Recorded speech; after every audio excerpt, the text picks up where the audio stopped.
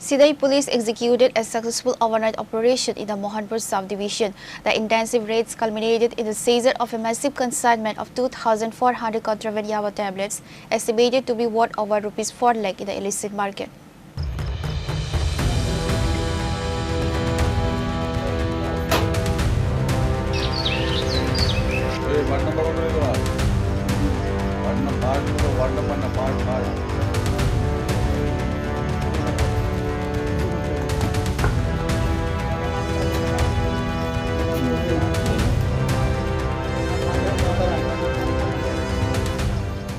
Acting on precise intelligence regarding drug trafficking networks, a specialized team from the Sidhai police station launched a coordinated night-long search operation across suspected hideouts. During the searches, security personnel intercepted the high-value haul of 2,400 Yaba tablets, a highly addictive synthetic drug estimated to be worth about 4 lakh in the illicit market.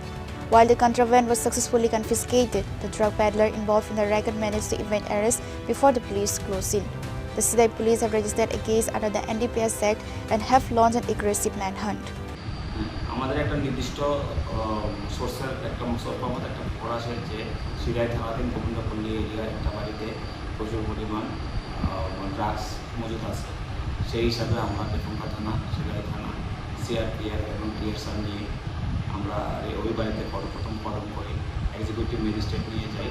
ম্যাজিস্ট্রেটের উপস্থিতিতে তাদের permission নিয়ে ওই যে specific ঘরটা ওই ঘরটাতে আমরা তল্লাশি চালাই, পুরো প্রসিডিউর মেনে তল্লাশি চালাই। তল্লাশিতে প্রায় 2400 ইয়াবা ট্যাবলেট আমরা উদ্ধার করে, যার ওজন ছিল 240 গ্রাম। মূল্য কত হবে আনুমানিক? মূল্য প্রায় 4 লক্ষ টাকার মতো। অভিযানটা কখন হয়? অভিযানটা রাত্র 12:30 থেকে আজ ভোর 4টা অবধি অভিযান চলে।